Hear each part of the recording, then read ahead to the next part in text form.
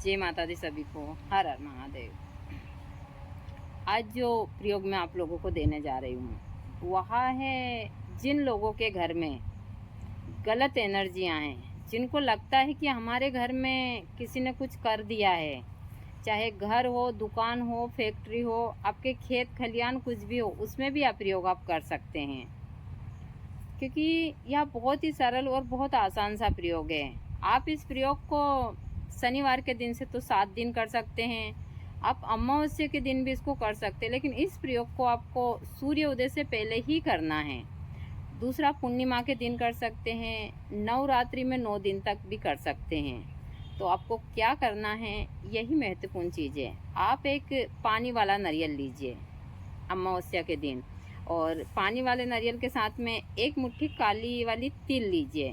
काली तिल नारियल दोनों को इस प्रकार रखकर एक कपड़े में बांधिए, काले वाले कपड़े में बांधकर सूर्य उदय से पहले जो घर का बड़ा मुखिया होता है वह अपने घर के सीधी तरफ से पूरे घर में घुमाकर, और जहाँ भी उनके गांव में या शहर हो, नदी हो या तालाब हो, वहाँ पर जाए। वहाँ जाकर आप नदी और तालाब में नाभि तक पानी में खड़े होकर अपने हाथों में इस प्रकार से नारियल को रखकर, और जो भी नदी है उनका नाम या उनका नाम लेकर आप उनसे प्रार्थना कीजिए कि हे देवी, हम हमारे घर की सारी समस्या आपके सुपुर्द कर रहे हैं। ऐसा कहते हुए इस नारियल को उस कपड़े सहित ही पानी में प्रभावित कर दीजिए।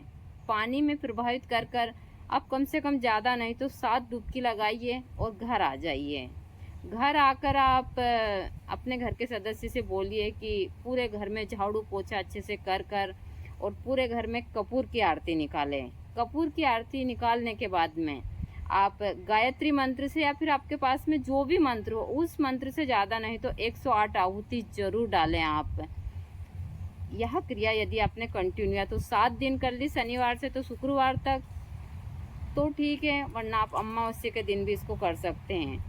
यदि सही तरीके से आपने यह क्रिया कर ली तो आपके घर से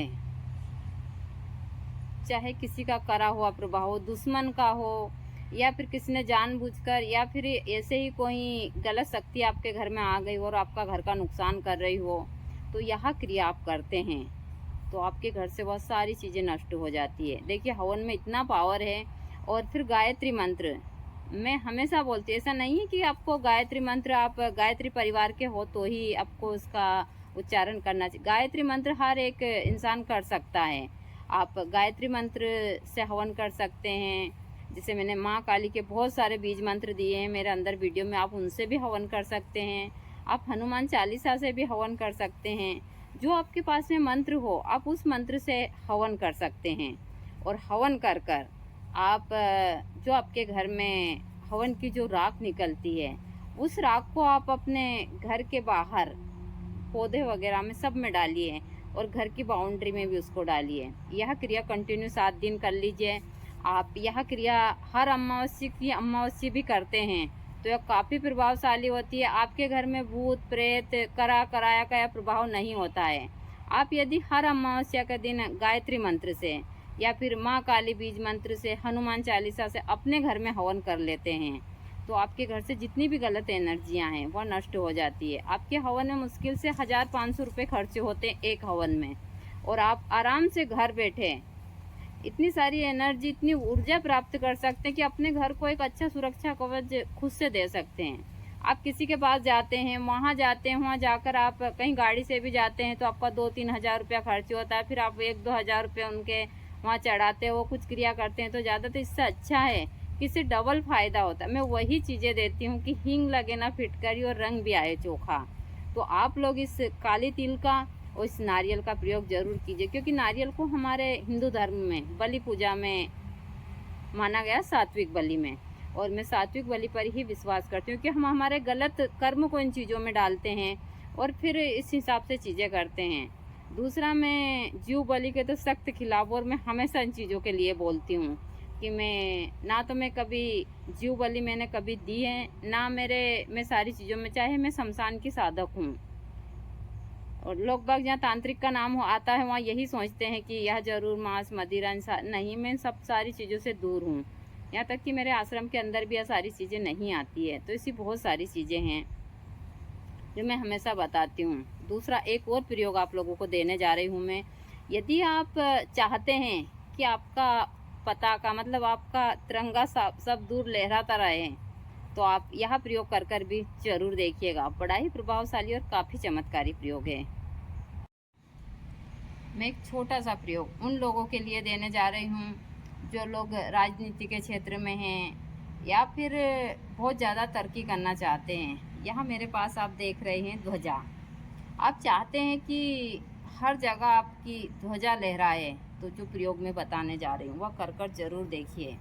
यह जो ध्वजा है यह आपके बहुत बड़े बड़े काम कर सकती है, ऐसा नहीं है। आप जिस भी देवी देवता को मानते हैं, जो भी आपके इष्ट हैं, यदि आप बाबा बजरंगबली को मानते हैं तो मंगलवार के दिन आप एक अच्छी बड़ी सी ध्वजा बनवाइए और आप जहाँ भी बाबा बजरंगबली का मंदिर वो वहाँ जाइए उस ध्वजा को लेकर। आप जो भी साथ में प्रसाद वगैरह जनवई जोटा मीठा पान चना चिरौंदी ले जाएं, वह ले जाकर और सबसे ऊंचे स्थान के ऊपर इस ध्वजा को लहराइए। यदि आप सच्चे मन से इस ध्वजा को सबसे ऊंचे स्थान पर लहराते हैं और जिस प्रकार हवा में यह ध्वजा लहराती है उसी प्रकार आपका भविष्य, आपकी हर एक चीज़ उसी प्रकार तरक्की करेगी और हर जगह आपका झंडा गाड़ती हुई चलेगी, क्योंकि यह काफ़ी चमत्कारी और बहुत प्रभावशाली। लेकिन इसको ऐसा नहीं है कि हमने एक बार कर कर छोड़ दिया, कम से कम ज़्यादा नहीं तो आपको इसको हर मंगलवार के दिन कंटिन्यू 6 महीने से तो करना ही चाहिए। और इससे भी ज़्यादा करते हैं तो अच्छा है भाई, जब आपकी तरक्की हो रही है, सब कुछ हो रहा है, तो हमको यह करने में कौन सी दिक्कत है। चाहे आप भोलेनाथ के भक्त हो तो आप सोमवार के दिन जहाँ भी भोलेनाथ का मंदिर हो वहाँ पर ध्वजा को जाकर और ऊंचे स्थान पर आप लहराइए। आप माँ काली के भक्त हो तो आप माँ काली के मंदिर में शनिवार के दिन इस ध्वजा को रखिए और इस सबसे ऊंचे उस स्थान पर इसको लगाकर और फिर आप सच्चे मन से देवी से प्रार्थना करते हैं तो आपकी यह मनोकामना जरूर पूरी होती है। आप कहीं भी मात नहीं मिलती, हर जगह आपको कामयाबी ही मिलती है। और यह प्रयोग हर एक इंसान कर सकता है, ऐसा ही नहीं है कि कोई राजनीति के क्षेत्र में हो तो ही। यदि आप नौकरी में उन्नति चाहते हैं, बिजनेस धंधा में चाहते हैं, हर एक इंसान इस क्रिया को कर सकते हैं। दूसरा, हम बहुत आलसी होते हैं। हमारे हिंदू धर्म में बहुत सारे लोग सोचते हैं नहीं मंदिर नहीं जाएं, सारी चीज़ें। आपने देखा होगा कि इस्लाम धर्म में चाहे वह लोग मेहनत मजदूरी करें, वह फिर भी 5 टाइम की नमाज़ पढ़ते हैं। हम लोग से एक बार अगरबत्ती दीपक भी नहीं लगता है। सुबह बस उठे, स्नान करा और अगरबत्ती भी नहीं लगाएंगे, जूते पहने और ऑफिस के लिए निकल गए। या कोई ज़िंदगी थोड़ी हुई है, उस ईश्वर ने ज़िंदगी एक बार देता है हमको। यदि इसको ही आप अच्छे से नहीं जिएंगे तो आपका बेकार है धरती पर सारी चीज़ें करना। आप अपने परिवार के लोगों के लिए लाखों रुपए खर्च कर देंगे, लेकिन आप इन छोटे छोटे कामों को नहीं करेंगे। तो हमारे हिंदू धर्म में ज़्यादा नहीं तो आप सुबह के टाइम 15 मिनट ज़रूर निकाल कर पूजा पाठ कीजिए, क्योंकि उससे बड़ा कोई नहीं होता है। जिसने हमको इस धरती पर भेजा है, जिसने सब कुछ दिया। जब हम परेशानी में होते हैं तो हम मंदिर वगैरह सारी चीज़ें जाते हैं और हम उस हिसाब से नहीं जाते हैं। तो आप अपने गांव के मंदिर में जाइए, सबसे ज़्यादा चीज़ें वहीं करवाइए, ऐसा नहीं है। तो आप लोगों को कहीं दूर जाने की आवश्यकता नहीं है। तो आप लोग ये छोटे छोटे काम कर कर और अपने जीवन को सुखी बना सकते हैं। आगे